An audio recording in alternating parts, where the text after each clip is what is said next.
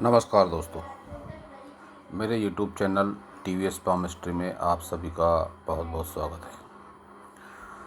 दोस्तों, आज मैं आपको बताने का प्रयास करूंगा कि हाथ में पूर्व पुण्य रेखा कहाँ होती है, किसे कहते हैं।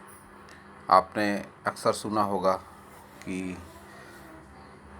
पूर्व जन्म के कर्मों की बातें करते हैं लोग कि पूर्व जन्म में इसके कर्म कैसे रहे होंगे या पूर्व जन्मों के कर्मों का नतीजा है।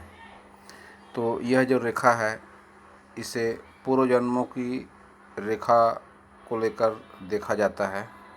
तो मैं आपको बताने का प्रयास करता हूँ कि पूर्व जन्मों के कर्म का सकारात्मक रूप कुछ किस तरह से सामने आता है।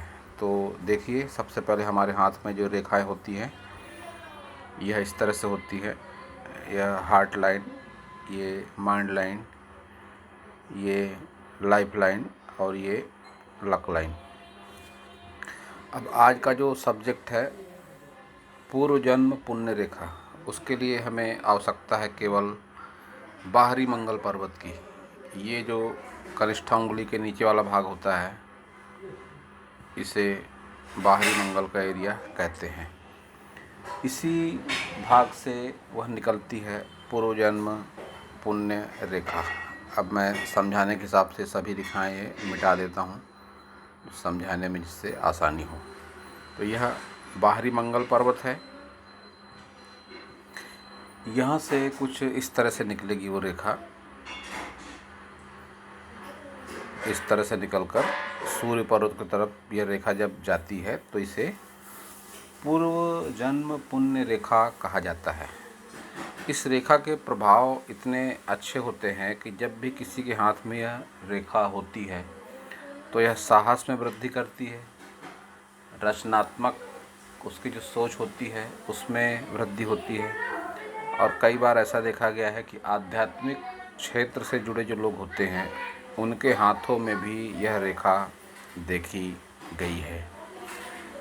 इसके अलावा इसका और जो एक ध्यान देने वाला पहलू ये है कि यह 40 वर्ष की उम्र के बाद में हाथ में दिखाई देती है, जिससे हम कुछ इस तरह से भी कह सकते हैं कि यह संचित कर्म का परिणाम होती है। संचित कर्म का मतलब कुछ इस तरह से कहा जा सकता है कि व्यक्ति ने जो अपनी आयु में काम किए 40 वर्ष के पूर्व में, उसके कर्मों के फलस्वरूप सकारात्मक रूप देने के लिए यह रेखा कुदरत हमारे हाथों में देती है। तो इसे कुछ इस तरह से भी कहा जा सकता है कि व्यक्ति अपने जीवन में जो पूर्व कर्म करता है, पूर्व जन्म में सही या इस जन्म में सही, तो 40+ के बाद ये रेखा हाथ में आ जाती है। अब इसमें जो ध्यान देने वाली बात ये है कि अगर किसी की रेखा मान लीजिए इस तरह से चल रही है तो इसे पूर्व जन्म पुण्य रेखा नहीं कहा जाएगा। यह भी रेखा एक सकारात्मक रेखा कही जाएगी। अपने साहस हिम्मत से व्यक्ति अपना नाम करेगा, लेकिन यह पूर्व जन्म पुण्य रेखा नहीं है। उसके लिए उसे इस तरह से स्पष्ट रूप से मंगल पर्वत से ही निकलकर सूर्य पर्वत तक जाना अनिवार्य है। कई बार इस तरह भी देखा गया है कि यह रेखा न होकर मंगल पर्वत पर ही कुछ इस तरह से खड़ी लाइन हो जाती है, 2 या 3 की संख्या में, या 1 भी हो सकती है। इन रेखाओं को अच्छा बहुत नहीं माना जाता है। यह कोर्ट कचहरी या पुलिस थाने से संबंधित रेखाएं होती हैं, विवाद की रेखाएं होती हैं। तो इन रेखाओं में और पूर्व जन्म पुण्य रेखाओं में बहुत भारी अंतर है।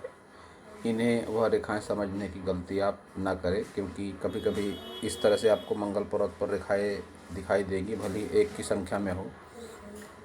इस रेखा को अच्छा नहीं माना जाता है। यही रेखा कहलाएगी पूर्व जन्म पुण्य रेखा। इस तरह से कि सूर्य बाहरी मंगल से निकले और सूर्य पर्वत तक स्पष्ट रूप से बगैर टूटे फूटे हृदय रेखा को काटकर सूर्य पर्वत तक चली जाए, तो इसके परिणाम जीवन में बहुत ही अच्छे होते हैं, सकारात्मक होते हैं। व्यक्ति की सोच अच्छी रहती है, आध्यात्मिक हो सकता है, पूजा पाठ से जुड़ा हो सकता है, किसी उच्चतम स्तर के आध्यात्मिक क्षेत्र से जुड़ा भी ऐसा व्यक्ति हो सकता है। तो दोस्तों, यह था आज का मेरा समझाने का आपको प्रयास पूर्व जन्म पुण्य रेखा के बारे में। अगर आपको मेरा वीडियो अच्छा लगा हो तो आप मेरे चैनल को सब्सक्राइब करें, लाइक करें, शेयर करें और कमेंट करें। पूरा वीडियो देखने के लिए आप सभी को बहुत बहुत धन्यवाद।